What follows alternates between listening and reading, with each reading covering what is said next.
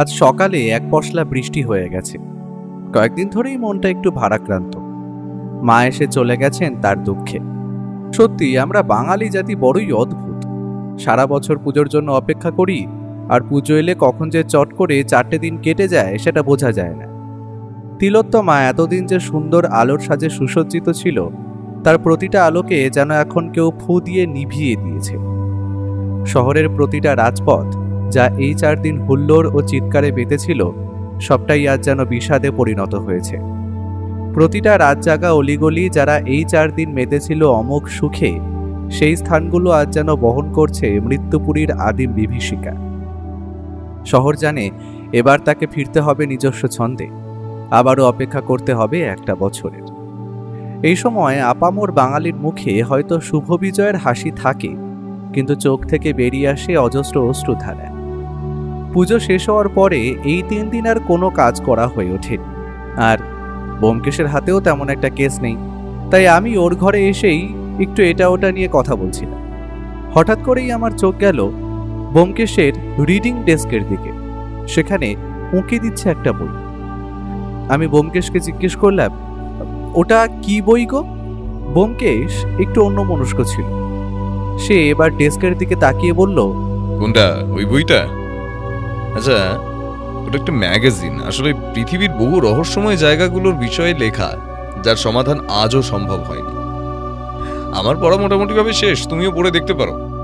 অনেক কিছু অজানা তথ্য জানতে পারবে। কিন্তু আমার তখন সত্যি বই পড়ার কোনো ইচ্ছেই ছিল না। তাই বললাম, কেমন রহস্য বলো তো, একটু শুনি। ব্যোমকেশ হাসি মুখে বলল, যেমন ধরো, এই বইটার একটা অধ্যায় আছে যার নাম 5 মিস্টিরিয়াস ডোরস। সারা পৃথিবীতেই রয়েছে এমন 5টি দরজা। হয়তো তার পেছনে হয়তো লুকিয়ে রয়েছে নানান ধনসম্পদ, না হয় অজানা কোনো রহস্য বা অভিশাপ। আর এসব দরজা ঘিরেই রয়েছে লোমহর্ষক নানান গল্প কাহিনী, যার জেরে এই সমস্ত দরজা খুলতে ভয় পায় মানুষ। যেমন স্বর্গের দরজা, নরকের দরজা, এই সমস্ত দরজাই স্থান পেয়েছে মানুষের কল্পনায়। তাদের মধ্যে অন্যতম যেমন চীনে 1974 সালে চীনের জিংওয়া প্রদেশে এক কৃষক পরিবার পাতকুয়ো খুঁড়তে গিয়ে সন্ধান পান কিছু পোড়া মাটির তৈরি মূর্তি। সঙ্গে সঙ্গে তারা তৎকালীন সরকারের নজরে আনেন গোটা বিষয়টা। এরপর সে দেশের আর্কিওলজিক্যাল বিভাগের মানুষজন জায়গাটির গুরুত্ব বুঝে খনন কার্য শুরু করলে আবিষ্কৃত হয় টেরাকোটার তৈরি এক বিশাল সেনাবাহিনীর মূর্তি। প্রায় 20,000 বর্গ কিলোমিটার জুড়ে অবস্থান ছিল এক সেনাবাহিনীর। মোট 8,000টি টেরাকোটার তৈরি সেনার মূর্তির পাশাপাশি পাওয়া যায় 130টি রথ, 150টি ঘোড়সওয়ার সেনা এবং 500টি মাটির ঘোড়া উদ্ধার হয়। এই সেনাবাহিনীকে ওই জায়গায় এমনভাবে সাজিয়ে রাখা ছিল যার ফলে তার মাঝখান থেকে একটি দরজা দৃশ্যমান হয়। কোনো এক অজানা কারণে সেখানকার স্থানীয় মানুষদের বিশ্বাস যে ওই দরজা খুললে গোটা এলাকার অভিশাপ নেমে আসবে। স্থানীয় মানুষের বিশ্বাসকে মর্যাদা দিয়ে ওই দরজা আজও খোলা হয়নি। আর যেমন ধরো, মিশরের গিজার পিরামিড ইতিহাসের একটি অত্যন্ত গুরুত্বপূর্ণ স্থাপত্য। কিভাবে এই পিরামিড ওই সময় তৈরি হয়েছিল তার কোনো সদুত্তর আজও কিন্তু নেই গবেষকদের কাছে। তবে এই পিরামিড নিয়ে নানান অবাস্তব কাহিনী প্রচলিত আছে। কারো মতে গ্রহান্তরের প্রাণীদের তৈরি করা এই পিরামিড, আবার কারো মতে মিশরের মরুভূমির বালির তলায় কোনো গোপন মন্দিরে রয়েছে এই পিরামিড তৈরির পদ্ধতি। আজ পর্যন্ত গিজার পিরামিডের সমস্ত দরজা খোলা হলেও কোনো এক অজানা কারণে একটি দরজা খোলা হয়নি। এমনকি মিশর সরকারের তরফেও নির্দেশিকা জারি করে ওই দরজা খোলার পথও বন্ধ করে দেওয়া হয়েছে। সত্যি ওর সাথে থাকলে কত রকমের দারুণ তথ্য পাওয়া যায়। ইতিহাস হোক কিংবা রহস্য, সবকিছুতেই ও পড়াশোনা করে জ্ঞান সংগ্রহ করতে ভালোবাসে। ওর মতে একটি মানুষ যতদিন বেঁচে থাকবে তাকে কিছু না কিছু শেখা বা জ্ঞান সংগ্রহ করা উচিত। পৃথিবী রহস্যময়, যার অনেক কিছুই আমাদের কাছে অজানা, আর সেটা জানার মধ্যেই লুকিয়ে আছে অদ্ভুত আনন্দ। বইটা আমি কয়েকদিনের জন্য নেব। তুমি যা বললে তারপর থেকে আমার প্রচণ্ড আগ্রহ জন্মাচ্ছে এটা পড়ার জন্য। কিছু একটা হয়তো ও বলতে যাচ্ছিল, ঠিক এমন সময় বাইরে একটা ভারী জিপের শব্দ শুনতে পেলাম। ও নিচু গলায় বলল, দাসবাবু, এত সকাল সকাল, তার মানে কোনো গন্ডগোল হয়েছে মন বলছে। একটুক্ষণ পরেই আমাদের দরজায় জোরে জোরেই কড়া নাড়ার শব্দ শুনতে পেলাম। ও বলল, দাসবাবুই এসেছেন, তবে ওনার মনে হচ্ছে ভালো মতোই চাপ যাচ্ছে, আর কোনো জটিল কেস হবে সেটা আশা করা যাচ্ছে। আমার অনুমান যদি ঠিক হয়, আজ মনে হচ্ছে মাথা খাটানোর মতো একটা কেস পাওয়া যাবে। আমি ওর দিকে তাকিয়ে বললাম, তা উনি যে কোনো জটিল সমস্যায় আছে তা তুমি বুঝলে কিভাবে? উনি তো তোমার কাছে মাঝে মাঝেই পরামর্শ চাইতেও আসেন, আজও হয়তো সেই রকম দেখা করতেই আসছেন। ও মাথা নেড়ে বলল, খুব সহজ ব্যাপার। দাসবাবু যদি আমার সঙ্গে দেখা করতে আসবেন, তবে তিনি আস্তে ধীরে আসবেন, হন্তদন্ত হয়ে নয়। আর সবথেকে বড় বিষয়, তোমার লক্ষ্য করা উচিত ছিল আমাদের দরজার তো ডোরবেল আছে। ভদ্রলোক এর আগেও বহুবার এসেছেন, তাহলে তিনি বেল না টিপে দরজা ধাক্কা দিলেন কেন? আর তাও আবার এত জোরে জোরে। সুতরাং তিনি বেশ ভালো কোনো জটিল সমস্যায় আছেন, যে তিনি ডোরবেলের মতো অতি তুচ্ছ একটা জিনিস খেয়াল করতে পারেননি। সত্যি ও এত সহজভাবে ব্যাপারগুলো বুঝিয়ে দেয় যে মনে হয় এ তো সহজ বিষয়, কিন্তু ও না বললে হয়তো এগুলোই বড় রহস্য হয়ে দাঁড়ায় আমার জন্য। সে যাই হোক, দাসবাবু আমাদের ঘরে প্রবেশ করলেন। ভদ্রলোক রীতিমতো হাঁপাচ্ছেন বলতে হয়। প্রথমেই একটা সোফা দখল করে বসে পড়লেন তিনি। চা নেবেন দাসবাবু? একটু চা বলি। ওফ, আর চা, তার কি আর জো আছে? এমনি সকালে ওঠার অভ্যেস নেই, তার উপর এত বড় কাণ্ড। এখন চা খাওয়ার সময় নেই, তুমি বরং রামুকে এক গ্লাস ঠান্ডা জল দিতে বলো।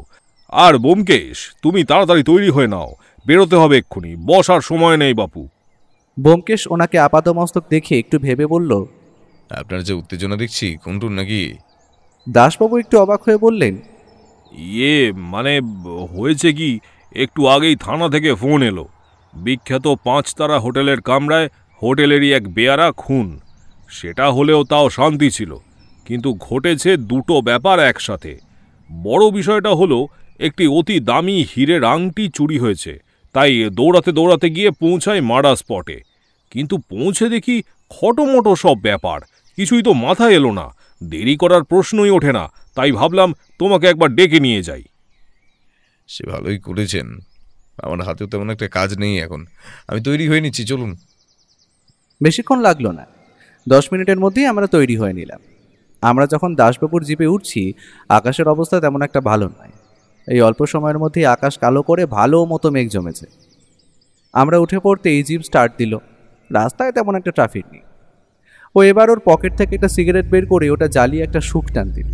তারপর গাড়ির জানলা দিয়ে ধোঁয়া ছেড়ে তাকিয়ে একটা হিন্দি গানের সুর গুনগুন করছিল। আমি বুঝলাম ওর মন এখন মোটামুটিভাবে ফুরফুরেই আছে, তবে কতক্ষণ থাকবে সেটা বলা যায় না, কারণ একটু পরেই আমাদের চোখে পড়বে একটা লাশ। তখন ওটা দেখে ওর এই মনোভাব থাকবে না আশা করি। ঠিক ওই 30 মিনিটের মাথায় দাসবাবুর পুলিশ জিপ আমাদের হাজির করলো একটি 5 তারা হোটেলের সামনে। আমি আগেও এই হোটেলের বাইরে দিয়ে বহুবার গেছি, কিন্তু কোনোদিন ভেতরে যাওয়ার সুযোগ হয়নি।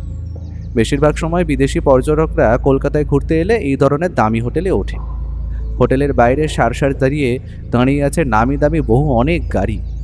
হোটেলের সামনে ছোটোখাটো একটা বাগানও লক্ষ্য করলাম, আর সামনের প্যাসেজে একটা বড় ফোয়ারা, যা হোটেলের সৌন্দর্যকে আরও বেশি বাড়িয়ে দিয়েছে। বাইরে দিয়ে দেখেই বোঝা যায় হোটেলটি 20 তলার কম তো হবেই না, পরে জেনেছিলাম এটা 24 তলা। বাইরে ইতস্তত ছড়িয়ে আছে বহু পুলিশের লোক। কাজের সূত্রে ওকে সমস্ত ডিপার্টমেন্টের সমস্ত পুলিশ ভালো মতোই চেন। আর দাসবাবু থাকার জন্য আমাদের অপেক্ষা করতে হয়নি। তাড়াতাড়ি আমরা উন্নত প্রযুক্তির লিফটে করে 12 ফ্লোরের 112 নম্বর কামরার দিকে এগিয়ে গেলাম, যেখানে খুনটা হয়েছে। সেই রুমে এখন 3-4 জন পুলিশ ভালো করে ঘরটিকে ঘিরে রেখেছে, আর খুন যেইখানটায় হয়েছে পুরো জায়গাটা পুলিশ ভালোভাবে সিল করে দিয়েছে। ওর সাথে আমরা প্রবেশ করলাম ঘরে, আর সঙ্গে সঙ্গেই যে দৃশ্যটা আমাদের চোখে পড়লো সেটা সত্যি এতটা ভয়ানক হবে তা আশা করিনি। একটা বছর 27-28-এর ছেলের নিথর দেহ পড়ে আছে খাটের ওপর। তার শরীরের জামা কাপড় এতটা ছিন্ন ভিন্ন যে দেখে বোঝা যায় তার সাথে খুনির ভালো মতোই হাতাহাতি হয়েছিল। তবে শেষ অবধি বোধ করি আততায়ী তার মুখে বালি চাপা দিয়ে তাকে দম বন্ধ করে নির্মমভাবে হত্যা করে। তার চোখ, নাক, মুখ শ্বাস ফুলে লাল হয়ে গেছে, চোখ যেন কোটর দিয়ে ঠিকরে বেরিয়ে আসতে চাইছে। একটা কনস্টেবল এগিয়ে এলো ওর সামনে, বলল, এই যে স্যার, দেখতেই তো পাচ্ছে কি নির্মমভাবে হত্যা করা হয়েছে এই ছেলেটিকে। হোটেলের লোকেদের কথা মতে ছেলেটা অত্যন্ত শান্ত প্রকৃতিরই ছিল, কারোর সাথে তেমন একটা কথাবার্তা বলতো না। নিজের মতো হোটেলে কর্মচারীর কাজ করত, আর কাজ শেষে এই রুমে চলে আসতো। এই ছোট রুমটাই তাকে থাকার জন্য দেওয়া হয়েছিল। ছেলেটির নাম সুখবীর সিং, চাকরির সময় বাবা মা কেউ নেই বলেছিল, তাই আমরা এখনো বাড়ির লোকের খোঁজ চালাইনি। তবে সব থেকে অবাক একটা কাণ্ড করেছি স্যার, এই দেখুন। বলে কনস্টেবল পাশে রাখা ড্রয়ার থেকে মোটা অঙ্কের করকরে টাকার বান্ডিল রাখল। তারপর হাসি মুখে বলল, এতে প্রায় 60,000 টাকারও উপরে করে নোট আছে স্যার। লোকটা হোটেলে চাকরি করে বেতন পেত 5,000 টাকা। এ টাকা কোনোভাবে তার হতেই পারে না। এটা তাকে কেউ দিয়েছিল মনে হয় স্যার। কিন্তু প্রশ্ন হচ্ছে, এতগুলো টাকা পেয়ে লোকটা হোটেলে বসে থাকলো কেন? তার তো পালিয়ে যাওয়ার কথা। ও চিন্তিত গলায় বলল, আর ওই হিরের আংটি চুরির ব্যাপারটা? পুলিশের অনুমান এই ছেলেটাই ওই হিরেটা চুরি করেছে, আর সে ওই হিরেটা কোথাও বেঁচে এসেছিল, আর সেটার টাকাই এটা। ও হো হো করে হেসে বলল, সে যদি হিরেটা বেচেও দেয় তবে তার মোটে 60,000 টাকা পাওয়ার কথা নয়, কারণ সবাই একটা হীরের আংটির দাম জানে। আর তার থেকেও বড় কথা হলো, ছেলেটা যদি হিরেটা বেচেও থাকে তবে কেউ কেন তাকে খুন করবে? সবটা এতটা সোজা নয়। তোমরা ভালো করে ঘরটা সার্চ করো, হিরেটা হয়তো এখনও ওই ঘরেই কোথাও থাকতে পারে। আমি ততক্ষণ একটু হোটেলের ম্যানেজার ও যে মহিলার হীরের আংটি চুরি গেছে তার সঙ্গে একটু কথা বলে আসি, কেমন? 3 জন পুলিশ তৎক্ষণাৎ পুরো ঘরটা তন্ন তন্ন করে খোঁজা শুরু করে দিল। আমরা বেরিয়ে এলাম বাইরে। দাসবাবু আমাদের বললেন, ভদ্রমহিলা এই ফ্লোরের 128 নম্বর রুমে আছেন। চলো ওনার সাথে আগে একটু কথা বলে নি। তোমার যা যা জানার আছে ওনার থেকে জেনে নাও। এখন প্রথমে খুনের কেসটা তদন্ত আগে শুরু করতে হবে। আমি নিজ থেকে ম্যানেজারকে আমাদের সাথে দেখা করতে আসতে বলে দিচ্ছি। দাসবাবু 128 নম্বর রুমের ডোরবেল দিতেই প্রায় মিনিট 2 পরেই ভদ্রমহিলা ঘরের দরজা খুলে দিলেন। আমি মনে মনে আশা করেছিলাম ভদ্রমহিলা বোধ করি 50-60 বছরের হবেন, কিন্তু এনার বয়স দেখে মনে হয় 30-32-এর বেশি তো হবেই না। আমরা ঘরে প্রবেশ করার সাথে সাথেই মহিলা বললেন, আসুন অফিসার, আসুন। এনারাও বোধ করি পুলিশের লোক। আমরা বসার ঘরের একটা সোফা দখল করে বসলাম। ও হাসি মুখে বলল, না না, আমি পুলিশের লোক নই। নমস্কার, আমি একজন সত্যান্বেষী। তবে আপনারা যাকে প্রাইভেট ইনভেস্টিগেটর বলেন, আমি তা নই। আসলে সত্য অনুসন্ধান করাই আমার কাজ। আমি শুনলাম আপনার একটি বহু মূল্যবান দামি হিরে চুরি গেছে। সেটার ব্যাপারে যদি একটু আলোকপাত করতেন খুব ভালো হয়। আমি এখন এই কেসটার দায়িত্বে আছি। সবটা যদি ভালোভাবে খুলে বলেন তাতে আপনার হীরের আংটিটাই তাড়াতাড়ি খুঁজে পাওয়া সম্ভব হবে। প্রাইভেট ইনভেস্টিগেটর কথাটা শোনা মাত্রই মহিলার মুখে যেন কেমন একটা হাসি খেলে গেল। মহিলার হাসির মধ্যে কেমন যেন একটা আত্মতৃপ্তির অনুভব লক্ষ্য করলাম আমি। তিনি বললেন, ও, আপনি তবে ব্যোমকেশ বক্সী? আপনি সে বিখ্যাত ডিটেকটিভ। আপনার নাম আমি আগেও শুনেছি অনেকবার। ভালোই হলো। দাসবাবু এর মধ্যে বলে উঠলেন, আমরা জানতে পেরেছি যে ছেলেটি মৃত্যুর আগে আপনার ঘরে একবার এসেছিল রুম সার্ভিসের কাজ করতে, আর তারপর থেকেই হিরেটি খুঁজে পাওয়া যাচ্ছে না, তাই তো? তাই সকালের ঘটনা কি কি হয়েছে পরপর একটু খুলে বলুন, তাতে আমাদের কাজের একটু সুবিধে হবে। কোনো কিছু লুকোবেন না, সবটা বলুন। নমস্কার ব্যোমকেশবাবু, আমার নাম তনয়া চ্যাটার্জি। আপনি কলকাতার সেন্ট অ্যান্ড সন্স কোম্পানি নাম শুনেছেন আশা করি। ওই কোম্পানির মালিক আমার স্বামী, নাম রাঘব চ্যাটার্জি। আর যে হিরেটা চুরিয়ে গেছে সেটি যে সে হিরে নয়। আমার স্বামী সেটা আমার প্রথম বিবাহ বার্ষিকীতে আমাকে উপহার দিয়েছিল। সেটি একটি ব্লু ডায়মন্ড এবং সেটির দাম আজকালকার দিনে প্রায় 10 লাখ টাকার উপরে। তাই বুঝতেই পারছেন হিরেটা আমার কাছে কতটা জরুরি। আমার স্বামী এখনো খবরটা জানে না যে এটা চুরি হয়ে গেছে। আশা করা যায় যে তিনি পরশুদিনের মধ্যে হোটেলে এসে পৌঁছবেন। আর আমি চাইছি যে তার আগেই আপনি হিরেটা আমায় খুঁজে দিন। যত টাকা লাগুক আমি দিতে রাজি আছি, কিন্তু যেভাবেই হোক হিরেটা আমার চাই। গম্ভীর মুখেও প্রশ্ন করল, আপনার স্বামী আসবে মানে আপনারা কি কলকাতায় থাকেন না? মানে আমি যতদূর শুনেছি আপনাদের ব্যবসা কলকাতার আশেপাশে বেশি। তো সেরকম কোনো ব্যাপার নেই ব্যোমকেশবাবু, আমরা এখন পুরোপুরিভাবে ব্যাঙ্গালোরে থাকি। কলকাতার ব্যবসাটা এখন ওনার ভাই দেখেন। তবে আমার স্বামী এখন এই ব্যবসাটিকে ভারতের বড় বড় শহরে ছড়িয়ে দিতে চাইছেন। তাই কলকাতায় আসলে ওনার কাজের সূত্রেই আসা হয়। এমনটা যে হবে তো আমরা স্বপ্নেও কল্পনা করতে পারিনি। আসলে 3 দিন পর পর আমাদের আসলে 3 দিন পর আমাদের 5ম বিবাহবার্ষিকী, তাই আমরা কলকাতায় আসি সেটাকে সেলিব্রেট করার জন্য। কিন্তু এবার এই হোটেলে উঠে দেখুন কি বিপত্তিটাই না ঘটলো। হিরেটা চুরি হয়েছে জানতে পারলে উনি আমার উপর খুব রাগ করবেন। হিরেটার ইন্স্যুরেন্স নেওয়াই আছে, তাই চিন্তার কিছু নেই। তবে ওটা আপনারা যত তাড়াতাড়ি খুঁজে দেবেন ততই ভালো। প্লিজ একটু দেখুন। ও সবটা শুনে এবার একটু চিন্তা করে বলল, আচ্ছা, আর আপনার রুমে যে মৃত সুখবীর বলে ছেলেটি এসেছিল তখন আপনি কোথায় ছিলেন? আপনিও কি সন্দেহ করেন ওই ছেলেটি হিরেটা চুরি করেছে? আপনার সন্দেহের দিকটাও আমাদের জেনে রাখা উচিত। অপরদিকে আপনারও কোনো শত্রু আছে কিনা সবটাই যে আমায় জানতে হবে তদন্তের খাতিরে। সকাল তখন কটা হবে? ওই ধরুন 8টার কাছাকাছি। আমি তখন সবে স্নান সেরে উঠেছি, বেরিয়েছি। চুল ভালো মতোই ভিজা। তখনই বাইরের কলিং বেলটা বাজলো। আমি দরজা খুলে দিতেই ছেলেটি বলল, আপনার বেডরুম ক্লিনিংয়ের ছোট কাজ আছে ম্যাডাম। আমি তৎক্ষণাৎ কিছু না বলে ঘরটা ছেড়ে দিলাম। ছেলেটা সাদা পরিপাটি যুক্ত সুন্দর চাদর হাতে করেই এনেছিল। ঘরটা পরিষ্কার করে পুরনো চাদর পেতে দিয়ে সে তার নিজের কাজ করে চলে গেল। কাজ করার সময় আপনি পুরোটা সময় তার সঙ্গেই ছিলেন? আর আপনার হিরেটা কোথায় ছিল? তনয়া দেবী দেখলাম আয়নার পাশে হাত দেখিয়ে বড় জয়টা দেখিয়ে বললেন, ওই যে ব্যোমকেশবাবু, ওখানে একটা বড় লাল রঙের ভেলভেটের বাক্স আছে, ওতেই ছিল হিরেটা। আর ছেলেটি কাজ করার পুরো সময়টা ধরে আমি সামনে দাঁড়িয়ে দেখেছি কাজটা। তবে সে একবার বলল যে ম্যাডাম আমাকে একটু জল এনে দিতে পারবেন, তাই 1 গ্লাস জল আনতে একবার বেরিয়েছিলাম। আর সেই সময় হয়তো সে কাজটা সম্পন্ন করেছে।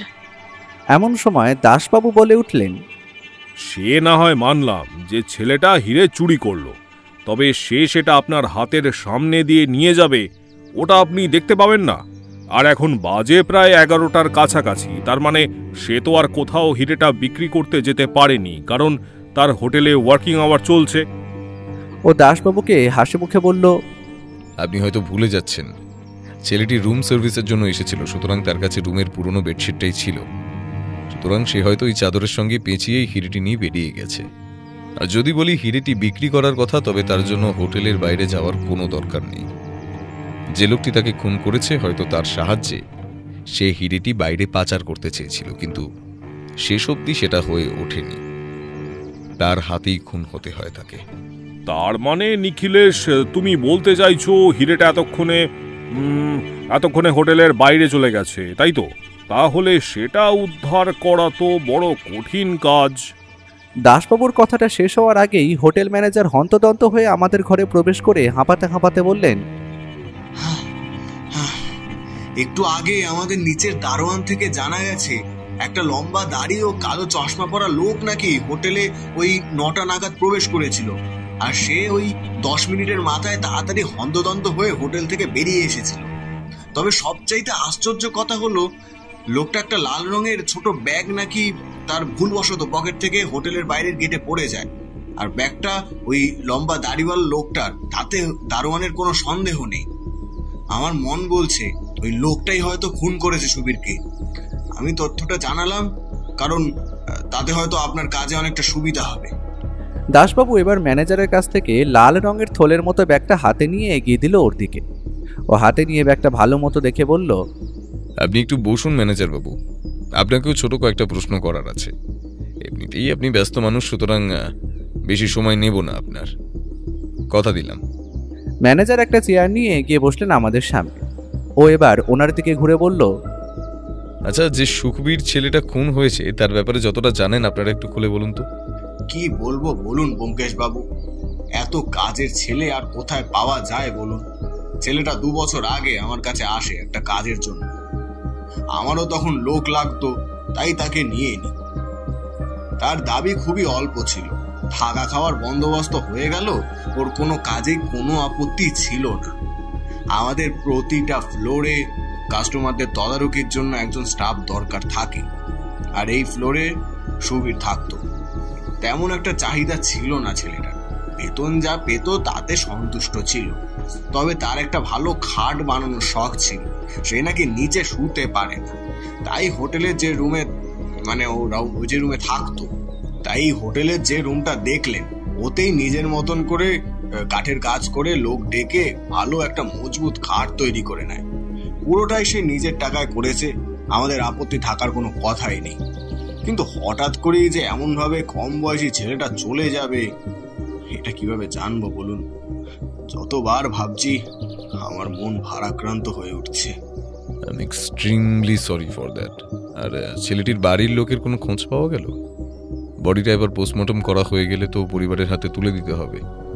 যখন সুখবীর কাজে জয়েন করে, সেই পরিচয় তার বাবা মা দুজনেই মৃত বলে। তাই আমার তেমন একটা আমি জোর দিইনি তাকে। তবে পুলিশ শুনলাম একজন দূর সম্পর্কের আত্মীয়র খোঁজ পেয়েছে, তাদের হাতেই বডি তুলে দেওয়ার জন্য আশা করি। ও হাসি মুখে নমস্কার জানিয়ে বলল, ঠিক আছে ম্যানেজারবাবু, আপনাকে অসংখ্য ধন্যবাদ। এখন আপনার কাজ শেষ, তবে পরে দরকার হলে নিশ্চয়ই আপনার সাহায্য পাব। ভদ্রলোকও প্রতি নমস্কার জানিয়ে বেরিয়ে গেল। সঙ্গে সঙ্গে তনয়া দেবী বললেন, আমার ব্যাপারটা আপনি দেখছেন তাই তো ব্যোমকেশবাবু? দয়া করে আমার হীরের আংটিটা আমাকে খুঁজে দিন, যত টাকা লাগে আমি দেব। ও হাসি মুখে বলল, কেসটা আমি নিলাম, আপনার চিন্তার কোনো কারণ নেই। তবে হিডেটা যে 3 দিনেই পাবেন সেটা কিন্তু আমি কোনো রকম আশ্বাস দিতে পারছি না। আর সত্য অনুসন্ধানের ক্ষেত্রে কোনো সময় বেঁধে দেওয়া সম্ভব নয়। রহস্য কোন দিকে গড়ায় তার উপর নির্ভর করবে। আজ উঠি, অসংখ্য ধন্যবাদ। আমরা তৎক্ষণাৎ হোটেল থেকে বেরিয়ে এলাম। দাসবাবু আমাদের জিপে করে বাড়ি ছেড়ে আসবেন বললেন, কিন্তু ও তাতে রাজি হলো না। অগত্যা আমরা একটা ট্যাক্সি নিয়ে বাড়ির পথে এগিয়ে চললাম। বাড়ি এসে স্নান সেরে ওকে দেখলাম নিজের কালো নোটবুকে কি যেন সব লিখে রাখছে। আমি বুঝলাম ও এখন থেকেই কেসটা নিয়ে ভাবা শুরু করে দিয়েছে, তাই এখন থেকেই ঘটনাগুলো সাজিয়ে রাখছে। দুপুরে দাসবাবু কিসের জন্য যেন ওকে একবার ফোন করেছিল, আমি তখন ঘুমের দেশে। বিকেলের দিকে হঠাৎ করেই ও বলল, একটু তরিৎ জেঠুর কাছ থেকে ঘুরে আসা যাক। 6টা বাজতে 10 মিনিট আগে ট্যাক্সি আমাদের ন্যাশনাল লাইব্রেরির সামনে নামিয়ে দিল। এর আগেও আমি ওর সাথে লাইব্রেরিতে এসেছি তরিৎ জেঠুর সাথে দেখা করার জন্য। আমরা দরজা ঠেলে ওনার ঘরে ঢুকলাম, আর চোখে পড়ল ভদ্রলোক তখনও নিজের সাদা দাড়িতে হাত বোলাতে বোলাতে একটা বই পড়ছে। আগেরবার যখন দেখেছিলাম তখনই বয়স ছিল 60-এর কাছাকাছি, এখন যেন আরও বেশি বয়স্ক মনে হচ্ছে ওনাকে। ওকে আর আমাকে দেখে তিনি চেয়ার দেখিয়ে বসতে বললেন। আমরা বসতেই বললেন, ব্যোমকেশ, তুমি যে এই প্রাইভেট ইনভেস্টিগেটরের কাজটা করছো আমি শুনে খুব খুশি হয়েছি। আর তোমার বাবা আমাকে আগেই জানিয়েছিলেন। তবে তোমার বুদ্ধি আছে, আর আমার বিশ্বাস তুমি অনেক আগে যাবে। তোমার প্রশংসার খবর আমি পেপারে প্রায় পাই। আগের কেস হর্ষবর্ধনের হিরেটা তুমি যেভাবে খুঁজে দিয়েছিলে সবটাই আমার জানা। আপনার যা বুদ্ধি আর পড়াশোনা! আপনিও চাইলে সহজেই গোয়েন্দাগিরি শুরু করতে পারতেন কিন্তু জেঠু। বয়স হয়েছে বলে ঠাট্টা করছো ব্যোমকেশ? তা তোমাদের আমার কাছে আগমনের কারণটা বলো। তোমার কোনো কেসে কাজে আসলে আমার নিজের খুব ভালো লাগবে। হ্যাঁ জেঠু, কেসের ব্যাপারেই। একটা লোকের সম্বন্ধে একটু ডিটেলস চাই। লোকটার নাম সুখবীর সিং, তবে সে এখন মৃত। আজই সকালে কলকাতার একটি নামকরা হোটেলে তার মৃত্যু ঘটেছে। লোকটা একজন হোটেল স্টাফের কাজ করত। তবে আজ দুপুরে লালবাজার পুলিশ স্টেশনের দাসবাবু আমায় ফোন করে জানায় যে পুলিশ ফাইল ঘেঁটে যে ছেলেটি খুন হয়েছে তার চেহারার সঙ্গে নাকি 5 বছর আগের একটা বড় চুরির ঘটনায় জড়িত একটি কম বয়সী ছেলের হুবহু মিল রয়েছে। তবে চুরিটার ডিটেলসটা অতটা পাওয়া যায়নি। আপনার সংগ্রহে তো বহু খবর থাকে, তাই ভাবলাম যদি আপনি কোনো সাহায্য করতে পারেন আর কি। আমি একটু আগেই বলে রাখি, তরিৎ জেঠু কিন্তু আমাদের নিজেদের কোনো জেঠু নন। তিনি বাবার এক বন্ধু, ন্যাশনাল লাইব্রেরিতে চাকরি করে। তবে লোকটার জ্ঞান অনেক, আর অদ্ভুত একটা নেশাও আছে। তা হলো খুব দরকারি কিছু খবর লাইব্রেরিতেই নিউজ কাটিং করে বড় বড় ডায়েরিতে জমায়। আজ থেকে 25 বছরের মধ্যে কোনো ঘটনা থাকলেও সেটা যদি গুরুত্বপূর্ণ হয়ে থাকে, সেটা তরিৎ জেঠুর নখদর্পণে। যে ছেলেটি খুন হয়েছে কি নাম বললে? সুখবীর সিং, তাই তো? ছেলেটির কোনো ছবি এনেছো তুমি? ও আগেই দাসবাবু থেকে ছেলেটির একটি ছবি নিয়েই রেখেছিল, কাজে লাগতে পারে মনে করে। পকেট থেকে সেটাই এবার টেবিলের ওপর রাখলো। তরিৎ জেঠু দেখলাম ছবিটা দেখা মাত্র তার কপালে একটা ভাঁজ দেখা গেল। তিনি বললেন, ছেলেটার চেহারা খুব চেনা চেনা ঠেকছে। হ্যাঁ, 6 বছর আগের খবর। যতদূর মনে পড়ছে মার্চ মাসের ঘটনা। দাঁড়াও, আমি ওই সালের খাতাটা খুঁজে দেখি। তবে তখন হয়তো ছেলেটা বড় বড় দাড়ি গোঁফ রাখত। এই ছবিতে সে ক্লিন সেফ, তাই চিনতে একটু কষ্ট হচ্ছে। আমি যার কথা বলছি তোমরা হয়তো তাকেই খুঁজছো। একটু অপেক্ষা করো, আমি দেখছি। আমি তো অবাক, কি শার্প মেমোরি। 6 বছর আগের ঘটনাও মনে আছে, আবার কোন মাসে ঘটেছিল সেটাও। ভদ্রলোক একটা গানের সুর গুনগুন করতে করতে একটা মোটা খাতা বার করে আনলেন। তারপর সেইখানের পাতা উল্টিয়ে দেখতে দেখতে বার করে আনলেন মার্চ মাসের অংশটা। এবার বললেন, হ্যাঁ, 6 বছর আগে মার্চ মাসের ঠিক 21 তারিখ নাগাদ ঘটে ঘটনাটি। 2টি ছেলে ধরা পড়েছিল চুরির কেসে। ছোটখাটো চুরি না, প্রায় 12 থেকে 13 লক্ষ টাকার সোনা চুরি করতে গিয়ে ধরা পড়ে 2টি 22 বছরের যুবক। প্রথম জনের নাম রাজনাথ সিং আর অপরজন কেশরী লাল। আর এই যে দুজনের ছবি, ভালো করে এই রাজনাথ ছেলেটিকে লক্ষ্য করো ব্যোমকেশ। ছেলেটার কিন্তু তখন দাড়ি গোঁফ ছিল, এখনকার ছবিতে যেটা নেই। আর সব থেকে আশ্চর্য ব্যাপার হলো, এই রাজনাথ সিং ছেলেটাকে পুলিশ ছেড়ে দিয়েছিল কয়েকদিন জেল খাটিয়ে। কারণ তারা যত সোনা চুরি করেছিল সেটার অর্ধেক অর্ধেক নিজেদের মধ্যে ভাগ করে নিয়েছিল। তবে রাজনাথ বলে ছেলেটি নিজের ভাগ কোথায় আছে বললেও কেশরীলাল কিছুই বলেনি। তাই লোকটাকে প্রায় 5 বছর সশ্রম কারাদণ্ড দেওয়া হয়। সোনার হদিশ বলে দেবার জন্যই রাজনাথ সিং ছাড়া পায়।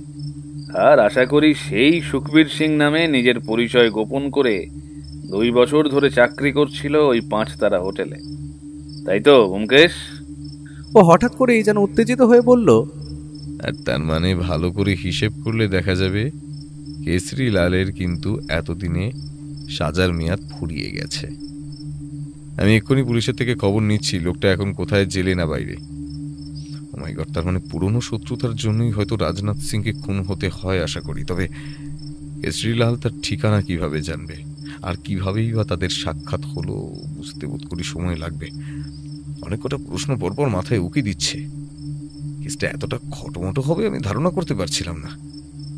তবে হিরেটা গেল কোথায়? কেশরী লাল কি সেই হিরেটাও চুরি করেছে? ও কথা বলতে বলতে একটু অন্যমনস্ক হয়ে পড়েছিল। এবার মাথা নেড়ে হাসি মুখে বলল, অসংখ্য ধন্যবাদ জেঠু, এত যে উপকার করলে। যাই হোক, এখন এতটা তথ্যই যথেষ্ট আর কি। তড়িৎ জেঠু হেসে বললেন, কেসটা সলভ করে আমার হাতে মিষ্টির প্যাকেট যেন আসে ব্যোমকেশ। মনে থাকবে তো? ভগবানের কাছে প্রার্থনা করি তোমার বুদ্ধি যেন 1000 গুণ বৃদ্ধি পাক। এইভাবেই তুমি অপরাধীদের সাজা দিতে পারো। ও সম্মতি জানালো। উঠে দাঁড়িয়ে নমস্কার জানিয়ে বলল, অসংখ্য ধন্যবাদ জেঠু, আপনি না থাকলে এতগুলো অদ্ভুত তথ্য আমার জানা বাকি থেকে যেত। আবার যদি দরকার পড়ে আমি কথা দিলাম আপনার কাছে আসব। ভালো থাকবেন। ন্যাশনাল লাইব্রেরি দিয়ে যখন বেরোলাম তখন প্রায় রাত 8টার কাছাকাছি। আজ ফুটপাথে বেশি ভিড় নেই, তাও বর্তমানে গাড়ির হর্নের আওয়াজ, পাশ দিয়ে যাওয়া বাসের কন্ডাক্টরের চিৎকার, ওপাশ দিয়ে ফেরিওয়ালার শব্দ, সব মিলিয়ে কিন্তু কলকাতা তার জায়গাতেই আছে। রাস্তায় বাতিগুলো জ্বলে গেছে। ও আর আমি পথ ধরে হাঁটছি।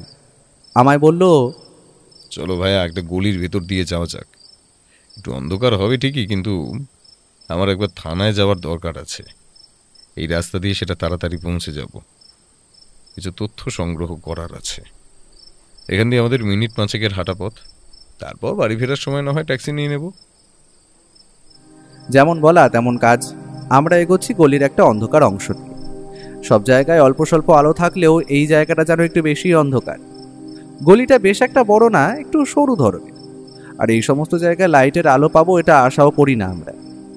মিনিট খানেক হবে আমরা এগিয়েছি সেই পথ ধরে। এমন সময় হঠাৎ করে সামনে একটা বড় ময়লা স্তূপ চোখে পড়ল। অন্ধকার গলি হলেও কি হবে, হঠাৎ করেই আমি যেন কিছু অনুভব করতে পারলাম। নিস্তব্ধ গলিতে আমাদের চলার বুটের শব্দ ছাড়া আর কোনো শব্দ নেই। কিন্তু সেই শব্দকে ছাপিয়ে আমার ষষ্ঠ ইন্দ্রিয় জানান দিচ্ছে একটা বিপদের আভাস। একবার যেন মনে হলো অন্ধকার ছায়ামূর্তির মতো একটা লোক আমাদের উপরে যেন নজর রাখছে। ও কি কিছু বুঝতে পেরেছে নাকি? এদিক ওদিক একটু চেয়ে দেখলো। ঠিক এমন সময় অতর্কিতে এমন কিছু হয়ে যাবে আমি স্বপ্নেও ভাবতে পারিনি। আমি খালি ওর চিৎকার শুনতে পেলাম, সাবধান, সরে যাও ওখান থেকে। আর সঙ্গে সঙ্গে একটা তীব্র ধাক্কা অনুভব করলাম শরীরে। আর ধাক্কা খাওয়ায় সাথে সাথেই অন্ধকারে মিশে থাকা লোকটাকে আবছা দেখতে পেলাম। বুঝতে পেলাম ও লোকটাকে ধাক্কা দিয়েছে আমায় কোনো অজানা বিপদের হাত থেকে রক্ষা করার জন্য। কিন্তু স্বল্প আলোতে যেটা দেখলাম সেটা দেখে আমার মুখ দিয়ে কথা বেরোনোর জোগাড়, কারণ লোকটার হাতে ধরা আছে একটা লোহার রড জাতীয় কিছু, আর হয়তো সেটা লোকটা ওকে লক্ষ্য করেই চালিয়েছিল। ভাগ্যক্রমে সেটা লক্ষ্যভ্রষ্ট হয়েছে, না হলে আমাদের মধ্যে কারোর ভবলীলা আশা করি এতক্ষণে সাঙ্গ হয়ে যেত। অন্ধকার ছায়ামূর্তি এবার উঠে দাঁড়িয়েছে। ও আমাকে ধাক্কা দেওয়ার দরুন নিজেও পড়েছিল রাস্তার এক কোণে। কিন্তু ও যে কতটা ফিট তার পরিচয় আমি সঙ্গে সঙ্গে পেলাম। ও একটা জাম্প করে উঠে দাঁড়ালো। তার কয়েক সেকেন্ডের মধ্যেই ছায়ামূর্তির দিক থেকে ঠং করে একটা ধাতব তীব্র শব্দ শোনা গেল, আর সঙ্গে সঙ্গে একটা শো শব্দ করে কিছু তীব্র গতিতে ছুটে গিয়ে ধাতব শব্দ সৃষ্টি করে আঘাত হানল লোহার ল্যাম্প পোস্টে। আমার ততক্ষণে বুঝতে বাকি নেই আততায়ী লোহার রড ওর বদলে লেগেছে অন্য স্থানে। আমি মনে মনে বললাম এই সুযোগ। আমি লোকটার দিকে ঝাঁপিয়ে পড়লাম, কিন্তু লোকটা প্রায় 6 ফুটের কাছাকাছি। শরীরের গরম দেখেই বোঝা যায় তার শরীরে শক্তির অভাব নেই। সে আমাকে তীব্র গতিতে ঠেলা মেরে ফেলে দিল রাস্তার এক কোণায়। ঠিক এমন সময় লোকটা সুযোগ বুঝে ছুটে পালানোর চেষ্টা করলো, কিন্তু হঠাৎ আমার ওর দিকে নজর গেল। বুঝলাম ও লোকটার ওপর হামলে পড়েছে। প্রবল ধস্তাধস্তির শব্দ আসছে কানে। একটা কালো শরীর ঝাঁপিয়ে পড়েছে ওর উপরে। আমি অন্ধকার লক্ষ্য করে দেখলাম লোকটাকে একটা মোক্ষম প্যাঁচ দিয়ে ধরাশায়ী করলো, কিন্তু একটা আচমকা লোহার রডটার ওপরের অংশ আঘাত হানে ওর বাম হাতে, আর সেটা লাগার সাথে সাথেই ও মাটিতে, আর সেই ফাঁকে লোকটা লোহার রডটা নিচে ফেলে তীব্র গতিতে ছুটে পালালো। আমি ওর দিকে এগিয়ে গিয়ে বললাম, এই তুমি ঠিক আছো তো? ওর হাতের ওপর হাতটা রেখে একটু জখম হওয়া জায়গায় হাত বোলাতে বোলাতে বলল, উনি যে আমাদের হাতেই আছে সেটা এখন সহজেই আন্দাজ করতে পারছি। আর লোকটাকে মনে হচ্ছে আন্দাজ করতে পারছি। ওর হাতে একটা অস্ত্র ছিল। আমি খালি একটু পানি আনতে পারলে বাবাজিকে শ্রীঘর দেখিয়ে ছাড়তাম। পালিয়ে আর যাবে কোথায়, ঠিক ধরে নেব। আমি কিছুই বুঝতে পারলাম না যে ও কি বলতে চাইল। ওর মাথায় যে কিছু চলছে সেটা ও ছাড়া কেউ জানে না। গলিটা দিয়ে এগিয়ে গিয়ে পড়লাম বড় রাস্তায়। সেখানে একটা ট্যাক্সি আগে থেকেই দাঁড়িয়েছিল। আমরা উঠে বসতেই গাড়িটা চলতে শুরু করলো। আসলে ওর হাতটা একটু জখম হয়েছিল, তাই সে আগে বাড়িতে যাওয়াই ঠিক করলো। থানার তথ্যগুলো পরে সে দাসবাবুকে ফোন করে জেনে নিয়েছিল, এবং সে তার উপর অতর্কিত হওয়ায় আক্রমণের কথাও জানায়। বাড়িতে ওর মুখটা দেখলাম কেমন যেন গম্ভীর, মানে ও কিছু একটা নিয়ে চিন্তা করছে। খাওয়ার টেবিলেও কিছুই বলল না। আমি জানি এখনও নিজেকে ডুবিয়ে দেবে নিজের ভাবনার জগতে। ওর মনে এখন চলছে হাজারো প্রশ্নের ছল। খাওয়া দাওয়া শেষ করে যখন ওর ঘরে গেলাম তখন ও নিজের মনে একটা সিগারেট জ্বালিয়ে এদিক ওদিক ইতস্তত পায়চারি করছে। আমি ওকে জিজ্ঞেস করলাম, আচ্ছা তোমার কি মনে হয় যে লোকটা সুখবীর সিংকে খুন করেছিল সেই কি আমাদের উপর আজ হামলা করলো? ও সেই রকমই চিন্তিত স্বরে হাঁটতে হাঁটতে বলল, কেশরীলালের কথা বলছো? হলে হতেই পারে, কিন্তু আমাদের এটা মাথায় রাখতে হবে যে খুনের সময় সে ছদ্মবেশে ছিল, সুতরাং সে যে ছদ্মবেশ ধরতে পারে সেটা ভুলে গেলে চলবে না। আর আমাদের মূল লক্ষ্য কিন্তু হিরেটা উদ্ধার করা। এবার প্রশ্ন হলো, সে যদি হিরেটা চুরি করে পেয়ে গিয়েই থাকে তবে সে আমাদের উপর হামলা করবে কেন? যার কাছে লক্ষ লক্ষ টাকার হিরে থাকবে সে আশা করি অন্ধকার গলিতে কাউকে আক্রমণ করার কথা চিন্তা করবে না, কারণ তার কাজ হাসিল করে তখন গা ঢাকা দেওয়ার কথা। এই জন্যই রহস্যটা ধীরে ধীরে এতটা ঘোরালো লাগছে। প্রতিটা মুহূর্তে যেন রহস্যগুলো আমায় চ্যালেঞ্জ জানাচ্ছে। আমি কথাগুলো মন দিয়ে শুনছিলাম, তাই হয়তো ব্যাপারটা খেয়াল করতে পারি। কিন্তু যখন দেখলাম সেটা দেখে আমি তো অবাক, কারণ যে লাল ছোট ব্যাগটা হোটেলের বাইরে দারোয়ান পড়ে থাকতে দেখেছিল সেটা ওর বসার ঘরের টেবিলে ও এনে রেখেছিল। আর ওটা যেভাবে রাখা, ও হয়তো কাজের জন্য ওটার দিকে মন দিতে পারেনি। আমি একটা অদ্ভুত অবাক করা কাণ্ড দেখলাম। লাল ব্যাগটার আশেপাশে যেন অনেকগুলো পিঁপড়ে ঘোরাফেরা করছে। ব্যাপারটা লক্ষ্য করার সাথে সাথেই আমি এগিয়ে গেলাম। তারপর সেটা তুলে নিলাম হাতে। বড় বড় ধরনের ডেও লাল পিঁপড়ে ব্যাগটার ভিতরের অংশেও প্রবেশ করেছে। আমি এটা হাতে নিয়েছি, ও কি যেন একটা দেখে ভূত দেখার মতো চমকে উঠল। তারপর তাড়াতাড়ি এগিয়ে এসে ওটা ছিনিয়ে এনে নিজের হাতে নিয়ে দেখে বলল, পেয়েছি পেয়েছি।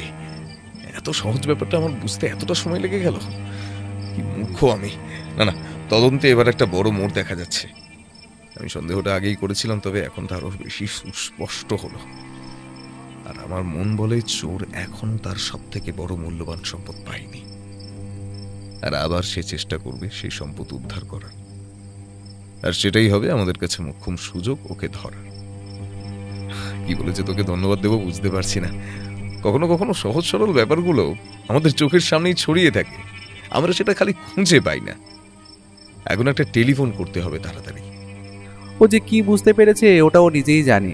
আমি উত্তর চাইলেও সেটা পাবো না তা ভালো মতোই জানি। খালি ফোনের কথা শুনে যা বুঝলাম, ও হোটেলে যে কামরায় খুন হয়েছিল তার থেকে পুলিশি পাহারা তুলে নিতে বলল। আর কালকের দিনে যে কিছু হবে সেটাও ভালোভাবে বুঝিয়ে দিল দাসবাবুকে। আমি ভালোই বুঝতে পারছি হয়তো কাল আমরা সত্যিই কারোর অপরাধীর দেখা পেতে পারি। আর সেটা টোপ দেওয়ার জন্য আজ সে পাহারা তুলে নেওয়ার নির্দেশ দেয়। সেই রাতে আমার অতটা ভালো ঘুম হলো না, কারণ এতগুলো প্রশ্ন মনে মনে গিজগিজ করছে, তার আর অন্ত নেই। পরের দিন সকালে যখন ঘুম থেকে উঠলাম, ওদিকে দিব্যি তার দাড়ি কামিয়ে যোগব্যায়াম সেরে খুশি মেজাজি আছে। ওর হয়তো মনের মধ্যে সমস্ত রহস্যের জট খোলা হয়ে গেছে। আজ সে বেলা 10টার দিকে বাড়ি ছেড়ে বেরিয়ে গেছিল। ফিরতে ফিরতে ওর প্রায় বিকেল 4:30 বেজে যায়।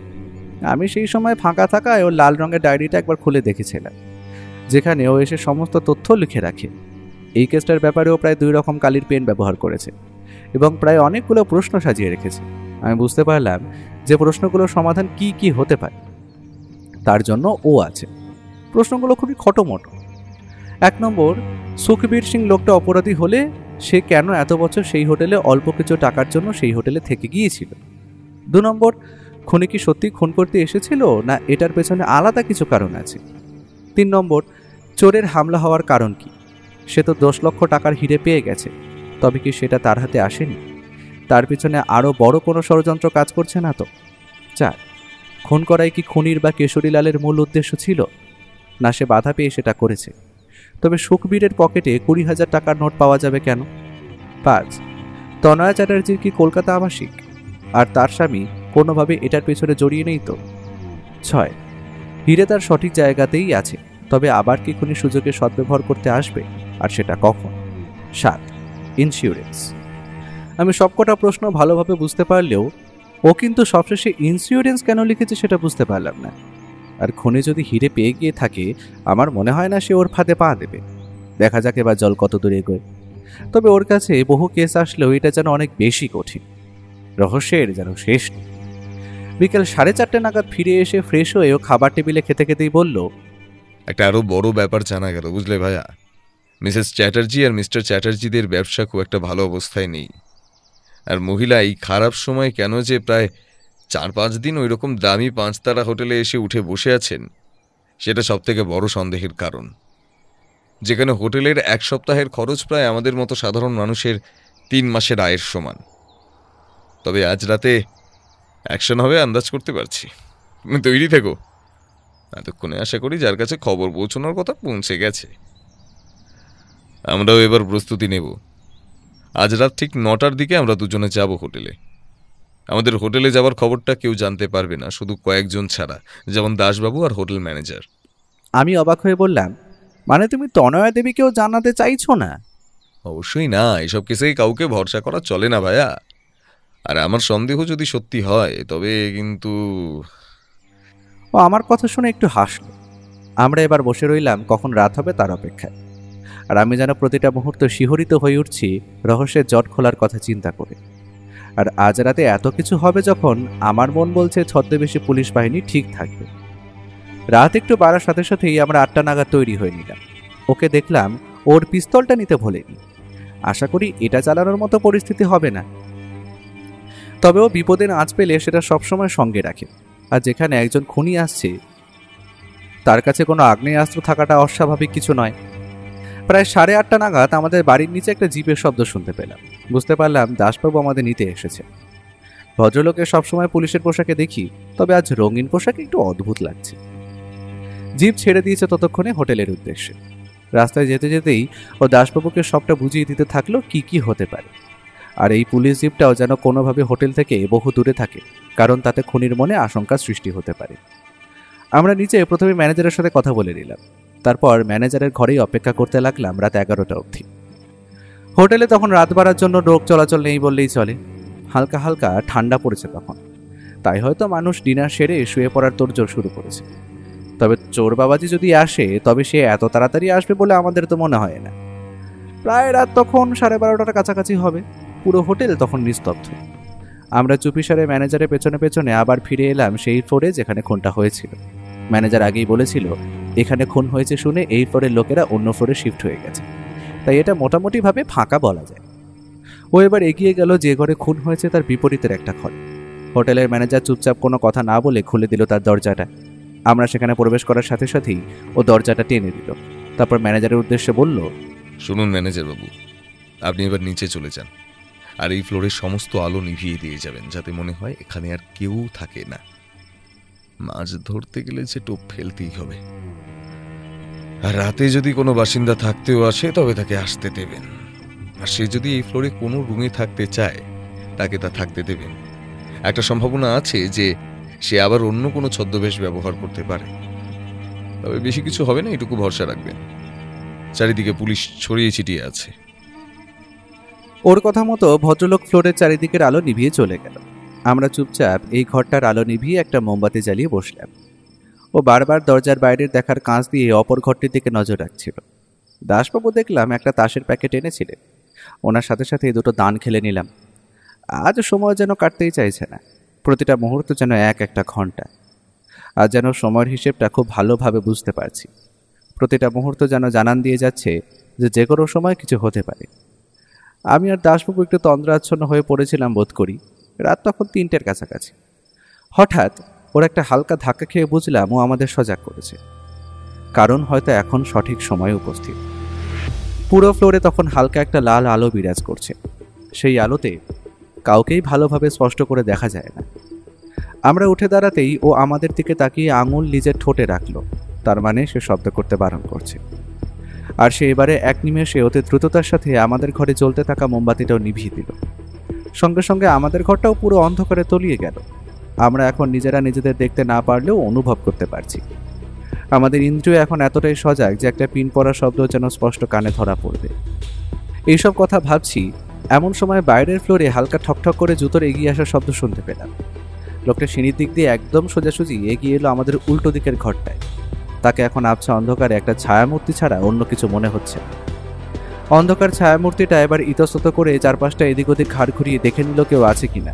সে চুপচাপ এবার এগিয়ে গেল খুন হওয়া ঘরের দিকে, আর দরজায় কি যেন একটু সময় নিয়ে খুটখাট শব্দ করে কিছু একটা করছে। আমি বুঝলাম লোকটা চোর হলে এইসব তালা ভাঙা তার বাম হাতের কাজ। লোকটা এবার চুপিসারে প্রবেশ করলো ঘরের ভিতরে। ও এবার আমাদের দিকে তাকিয়ে ঘাড় নাড়তেই বুঝতে পারলাম সময় উপস্থিত। সঙ্গে সঙ্গে আমরা হালকা পায়ে এগিয়ে গেলাম ঘরের দরজাটার দিকে। লোকটা ঘরের আলো জ্বেলে দরজাটা হালকা টেনে ঘরের সব কিছু যেন লণ্ডভণ্ড করছে। সে হয়তো প্রচণ্ড আগ্রহে কিছু যেন খুঁজে চলেছে। ওর দিক থেকে খুঁট করে শব্দ হতে বুঝতে পারলাম ওর রিভলভারটা এতক্ষণে ওর হাতে উঠে এসেছে। দাসবাবু নিজের হাতের মাইক্রোফোনে খুব আস্তে আস্তে যেন কিছু একটা বলল। এবার একটুও সময় নষ্ট না করে ও প্রচণ্ড জোরে দরজায় একটা আঘাত খেনে এগিয়ে গেল রিভলভার হাতে ঘরটার দিকে। তার রিভলভার এখন তাক করা আছে ঘরে থাকা লোকটার ওপর, কিন্তু লোকটাও বোধ করে প্রস্তুত ছিল। সে একটা লাফ মেরে খাটের ওপর আঘাত করে ওর দিকে প্রচণ্ড আক্রোশে আক্রমণ করল। ও রিভলভার ততক্ষণে মাটিতে লুটোপুটি খাচ্ছে। চোখের সামনে ততক্ষণে দেখতে পাচ্ছি একটা ধস্তাধস্তির শব্দ। ও মোক্ষম প্যাচে লোকটার মুখে একটা ঘুষি চালালো। লোকটাও ছেড়ে দেওয়ার পাত্র না, সেও তার বিপরীতে একটা আঘাত করলো ওর মুখে। একটুক্ষণের জন্য হয়তো ও অন্যমনস্ক হয়েছে, কিন্তু তার আগে এই লোকটা মাটিতে পড়ে থাকা রিভলভারটা দেখতে পেয়েছে। আমি ততক্ষণে বুঝে গেছি আমার করণীয় কি। অতি দ্রুত একটা লাফ মারলাম সেই দিকে। টেবিলের ওপর থাকা একটা কাঁচের গ্লাস ভেঙে হলেও একটা ডিগবাজি খেয়ে আমি পৌঁছে গেলাম রিভলভারটার কাছে। ওটা হাতে আসতেই আমি সেটা ওর দিকে ছুঁড়ে মারলাম, আর সঙ্গে সঙ্গে ও প্রচণ্ড স্পিডে একটা ক্যাচ করে ধরে দিল সেটা। আর ঠিক সেমন সময় বাইরে অনেকগুলো লোকের বুটের শব্দ শুনতে পেলাম। ততক্ষণ আর বলে দিতে হবে না যে পুলিশের প্রায় 10টা বন্দুক তখন তাক করা অপরাধীর দিকে। কেশরীলাল নামক লোকটা তখন রাগে ফুঁসছে। তার চোখ যেন লাল হয়ে উঠেছে। প্রতিটা মুহূর্তে তার হিংস্রতা যেন ফুটে উঠেছে তার শরীরে। সে চিৎকার করে বলল, আমাকে ফাঁসানো হয়েছে, আমি আমি হিরে চুরি করিনি, আমাকে যেতে দাও, সব কটাকে দেখে নেবো, কিন্তু আমি কাউকে ছাড়বো না। ও হাসি মুখে তার কাছে এগিয়ে গিয়ে বলল, তুমি একদম ঠিক বলেছো কেশরীলাল, হিরে তুমি পাওনি, কিন্তু সেটা চুরি করতে এসে খুনটা যে তুমি করেছো, ওটার দায় কি তুমি অস্বীকার করতে পারো? অত তেজি লোকটার তেজ যেন হঠাৎ করেই উবে গেল। তার দিক থেকে যে আর কোনো উত্তর আসবে না সেটা সহজেই অনুমান করা যায়। ঠিক এমন সময় হোটেল ম্যানেজার দুটো পুলিশ সমেত তনয়া দেবীকে এই রুমের বাইরে এনে হাজির করে বলল, দেখুন ব্যোমকেশ বাবু, এই মহিলা এখন এত রাতে পালাবার চেষ্টা করছিল কাউকে কিছু না বলে। নিচে ভাগ্যিস পুলিশ ছিল, ওরাই ধরেছে।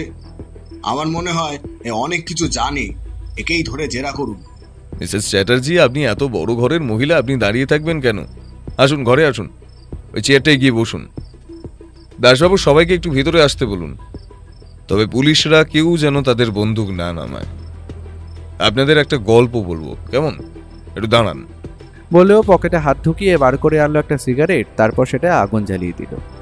একটা বড় শুকটান দিয়ে সে এবার বলা শুরু করলো।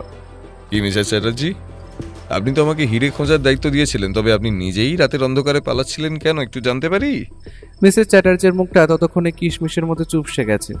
তিনি আতঙ্ক ভরা কণ্ঠে বললেন, ওই কেশরীলাল, ওই কেশরীলাল চোর, ও চুরি করেছে আমার হিরেটা। ওকেই আপনারা ধরুন। ও আমাকে প্রাণে মেরে ফেলার হুমকি দিচ্ছিল, তাই আমি হোটেল ছেড়ে পালাচ্ছিলাম। হঠাৎ সবাইকে অবাক করে চিৎকার করে কেশরীলাল বলে উঠল, মিথ্যে মিথ্যে মিথ্যে, সবটা মিথ্যে। হিরেটা আমি চুরি করতে আসলেও ব্যাগে হিরেটা আমি কিছুতেই খুঁজে পাইনি। ও আমাকে ধোকা দিয়েছে, আর টাকা যাতে দিতে না হয় সেই জন্যই ও আমাকে ফাঁসাতে চাইছে। দাসবাবু একটা হুঙ্কার দিলেন। এবার সবাই চুপ। তিনি বললেন, আমরা তো কিছুই বুঝতে পারছি না, কে খুনি বা কোথায় সে হিরে। চোর হিরে পায়নি, আবার মহিলা ওকে দোষারোপ করছে। তার খুনটাই বা তবে হলো কিভাবে? ওর মুখে হাসি এবার একটা ধোঁয়ার রিং ছেলে বলাও শুরু করলো। প্রথম, আপনাদের জানা উচিত একটা পুরনো ঘটনা। আজ থেকে প্রায় 5 বছর আগে একটা সোনার দোকান লুট করতে ধরা পড়ে দুটো কম বয়সী ছেলে। একজনের নাম রাজনাথ সিং আর অপরজন কেশরীলাল। প্রায় 12 থেকে 13 লক্ষ টাকার সোনা চুরি করতে গিয়ে ধরা পড়েছিল তারা। আর এই যে দুজনের ছবি, ভালো করে এই লক্ষ্য করলে দেখতে পাবেন রাজনাথ ছেলেটি কিন্তু তখন দাড়ি গোঁফ রাখত। আর সব থেকে আশ্চর্য ব্যাপার হলো, এই রাজনাথ সিং ছেলেটাকে পুলিশ ধরলেও ছেড়ে দিয়েছিল কয়েকদিন জেল খাটিয়ে। কারণ তারা যত সোনা চুরি করেছিল সেটা অর্ধেক অর্ধেক নিজেদের মধ্যে ভাগ করে নিয়েছিল। তবে রাজনাথ বলে ছেলেটি নিজের ভাগ কোথায় আছে বললেন, কেশরীলাল কিছুই বলেনি। তাই তো কেশরীলাল? আর সেই শত্রুতার জন্যই খুন করলে ওকে, তাই তো কেশরীলাল? মিথ্যে কথা। ওই চোরচুর রাজনাথ আমায় ঠকিয়েছিল। আমি ওকে বন্ধু ভেবে সবটা বলতাম, তাই ও জানতো আমি কোথায় আমার মাল লুকিয়ে রেখেছি। কিন্তু কিন্তু পুলিশ ধরার পর ও আমার সাথে বেইমানি করলো। নিজের জিনিস সে আগেই লুকিয়ে রেখেছিল, আর আমার লুকিয়ে রাখা মালের হদিশ দিতেই পুলিশ ওকে ছেড়ে দিল। আমার মালও আমি পেলাম না, তার ওপর 5-5টা বছর জেলের অন্ধকারে কাটিয়েছি আমি। আর ও এখানে লুকিয়ে বসেছিল এই হোটেলে। কি ভেবেছে আমি জানতাম না? ভগবান ঠিক আছে, তাই আমার হাতে এনে ফেলেছিল ওকে। হেসে ও বলল, তবে তোমরা কি জানতে যে এই মহিলা এই দুজনকেই ঠকাচ্ছে? মহিলা হিরে বার করার নাটক করতে, বা বলা যায় হিরে চুরি হয়ে যাওয়ার নাটক সাজাবার জন্য সুখবীরকে 20,000 টাকা দিয়েছিল। তবে তিনি জানতেন না এদের শত্রুতার কথা। আর ভুলবশত কেশরীলালকে তিনি দায়িত্ব দেন হিরেটা হোটেল দিয়ে বাইরে বার করতে। তাই তো ঠিক বলছি তো তনয়া দেবী? ওনার দিক থেকে কিছু উত্তর আসবে না দেখে ও এবার বলা শুরু করলো। যখনই কেশরীলাল সুখবীরকে সামনে দেখে, সঙ্গে সঙ্গে তার শরীরের রক্ত গরম হয়ে ওঠে। সে নিজের উপর কর্তৃত্ব হারিয়ে গলা টিপে খুন করে বসে সুখবীরকে, আর তাড়াতাড়িতে হিরেটা নিয়ে পালায়। দাসবাবু চিন্তিত স্বরে বললেন, হিরে তো কারোর কাছেই নেই, কারণ চুরি হয়ে যাওয়ার পর থেকে হিরের কোনো হদিশ কেউ পায়নি। Very good question. উত্তরটা হলো কোনো হিরে চুরি যায়নি।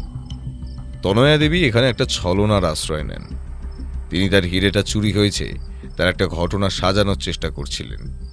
তবে সেখানে যে একটা খুন হয়ে যাবে তার আশা তিনি করেননি। আর এই খুনটা না হলে হয়তো আমার এই নজরে এই কেসে পড়তো না, আর তিনি অতি সহজেই নিজের কাজ হাসিল করে নিতেন। কি কাজ? আমি বলে উঠলাম। মহিলা প্রচন্ড ধূর্ত, তাই তিনি জানতেন যে চিনির দ্বারাও হিরের মতো ক্রিস্টাল বানানো সম্ভব।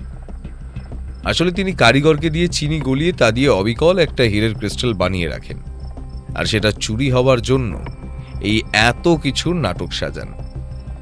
ওনার আসল উদ্দেশ্য ছিল ওই হীরের যেহেতু ইন্স্যুরেন্স করানো ছিল, ওটাকে চুরি হয়েছে দেখিয়ে সেই টাকা হাত করার। আমি খোঁজ নিয়ে দেখেছি ওনাদের ব্যবসায় মন্দা চলছিল, এমন সময় 10 লাখ টাকা পেলে ওটা ওদের জন্য একেবারে গোল্ডেন চান্স হতো, তাই এত সব কাণ্ড। তবে এটা আমিও ধরতে পারতাম না যদি সেই দিন আমার বাড়িতে আমি হীরের লাল ব্যাগটায় পিঁপড়ে না দেখতাম। আসলে খুন হওয়ার দিন সকালে হালকা বৃষ্টি হয়েছিল, আর চুরি করে নিয়ে বেরিয়ে যাওয়ার সময় কেশরীলাল হোটেল থেকে বেরোবার সময় সেটা ভিজে যায়, আর চিনির ক্রিস্টাল গলে যাওয়ার সঙ্গে সঙ্গেই সেখানে আর কিছু থাকে না। কেশরীলাল সেখানে কিছু না পেয়ে ব্যাগটা ফেলে যায় হোটেলের বাইরে, আর সেই ব্যাগ থেকে আমি জানতে পারি আর বুঝতে পারি সবটা যে হিরেটা মহিলার কাছেই আছে। আশা করি সব রহস্যের সমাধান হয়ে গেছে, তাই তো? যে চ্যাটার্জি, আপনার হিরে আপনি পেয়ে গেলেন, আর দাসবাবু আপনার খুনিও আপনি পেয়ে গেলেন। তবে আমার কাজ শেষ, তাই তো? কিন্তু হঠাৎ করেই আমার মাথার মধ্যে একটা প্রশ্ন ওকে দিল, আমি সেটা করেই ফেললাম। সবটাই তো বুঝলাম, কিন্তু এই কেশরীলাল আবার হোটেলে ফিরে আসলো কেন? সে তো পালিয়ে গিয়ে গা ঢাকা দিতেই পারতো। ও আমার পিঠে চাপড় মেরে বলল, সব থেকে বড় রহস্য এটাই, আর এটার উদ্ঘাটন করার জন্য আমার একটু ম্যানেজার বাবুর সাহায্য নিতে হবে। ম্যানেজার বাবু, আপনার চেনা একটা কাঠের কাজ করার লোককে খবর দিন তো। তার জন্য হোটেলের বাইরে যেতে হবে না ব্যোমকেশ বাবু। নূর মাহমুদ আমাদের হোটেলেরই এক বেহারা, সে কাঠের কাজ জানে। আমি তাকে খবর দিচ্ছি, খালি কাঠ কাটার যন্ত্রপাতি জোগাড় করতে হবে, সময় লাগবে। সে সময় লাগুক, ততক্ষণ আর একটা ঘটনা বলি। সুখবীর সিং এখানে 2 বছর হোটেলের কাজে যোগ দেয় ঠিকই, তবে তার কাছে তখনও ছিল তার ভাগের চুরি করা সোনার গহনা আর দামি কিছু পাথর, আর সে সেটা নিয়েই এই হোটেলের কাজে যোগ দেয়। কিছুদিনের মধ্যেই সে হোটেলের ঘরও পেয়ে যায় আর কাজও, তাই সে ঠিক করে একটা মজবুত খাট বানাবে, যা আমরা ম্যানেজার বাবুর দিয়ে জানতে পারি প্রথম দিন। আসলে রাজনাথ সিং তখন সুখবীর নাম নিয়ে বহাল তবিয়াতে সবার মন জয় করে নিয়েছে, আর সে খাট বানানোর নাম করে তাতে তৈরি করে একটা গুপ্ত কুঠুরি, আর সেইখানেই লুকিয়ে রাখে সেই সমস্ত সোনার জিনিস ও চুরি যাওয়া সম্পত্তি। আর কেশরীলাল সেই সম্পত্তির খোঁজেই এসেছিল আজ, আর এটার জন্যই ধরা পড়ে সে। সেই দিন খুন করে ফেলার জন্য সেগুলো কোথায় লুকোনো আছে সে তখন জানতো না, আজ সে তাড়াতাড়ি সেগুলো খুঁজে বার করে নিয়ে পালাতে চেয়েছিল। এই তো লোক এসে গেছে, খাটের নিচের দিকটার বাম পাশের পায়াটা একটু কেটে ফেলুন তো দেখি। খাটের পায়াটা কেটে ফেলার সাথে সাথেই সেইখান দিয়ে উদ্ধার হলো বছর 5 আগের চুরি হয়ে যাওয়া সোনার অজস্র গয়না আর দামি পাথর। ও আর আমি সেখানে আর বসিনি, তখনই উঠে চলে আসি, কারণ কাজ সব শেষ, সমস্ত সমস্যার সমাধান হয়ে গেছে। ওর বুদ্ধির জেরেই আজ সমস্ত রহস্যের সমাধান আমাদের কাছে সামনে এলো। ওর মুখের হাসিটাই বলে দিচ্ছে কেসটা কতটা আনন্দ ওকে দিয়েছে। তার ঠিক 3 দিনের মাথায় দাসবাবু আমাদের বাড়ি এলেন, হাতে একটা বড়সড় মিষ্টির প্যাকেট, সাথে একটা খাম। আর ওনার হাতের যে খামটা রয়েছে তাতে ছিল সরকার বাহাদুরের একটা চিঠি, তার কেস সলভ করে দেওয়ার জন্য ধন্যবাদপত্র। তার সাথে খামের ভেতর ছিল বেশ মোটা অঙ্কের টাকা, সেটা দিয়ে আশা করি ওর 1 মাস শুয়ে বসে ঠিক চলে যাবে।